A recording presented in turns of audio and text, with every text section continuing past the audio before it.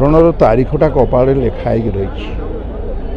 ଆମେ ପଢ଼ିପାରୁନା, କିନ୍ତୁ ଦାମରାଉତ ଜୀବନରେ କମ୍ପ୍ରମାଇଜ୍ କରିନାହାନ୍ତି। ବହୁ ଅପଢ଼ା କଥା ଯାହାକୁ ଅତି ସହଜରେ ପଢ଼ନ୍ତି, କଥାରେ ନୁହେଁ କାର୍ଯ୍ୟରେ ରୂପାନ୍ତରିତ କରିଥିବା ଏକ ଅଦ୍ୱିତୀୟ ନେତା, ଯାହାଙ୍କ ସହିତ ମୁଁ କାମ କରିଛି, ବହୁ ସ୍ଥାନ ଯାଇଛି, ବୁଲିଛି।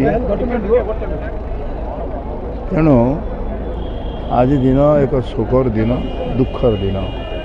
ତେଣୁ ତାଙ୍କ ଆତ୍ମାର ସଦ୍ଗତି ପାଇଁ ମୁଁ ଜଗନ୍ନାଥଙ୍କ ଠାରେ ପ୍ରାର୍ଥନା କରୁଛି ଏବଂ ସେ ଆଦର୍ଶ ରାଜନୀତିରେ ମହାନତା ଉପରେ ଏବଂ ଲୋକନେତା ଭାବରେ ଯେଉଁମାନେ ସ୍ୱୀକୃତ ଲାଭ କରିଛି, ଆଜି ତାଙ୍କରି ଭିତରେ ନାହାନ୍ତି, ସିଏ କି ଆମ ଭିତରେ ନାହାନ୍ତି।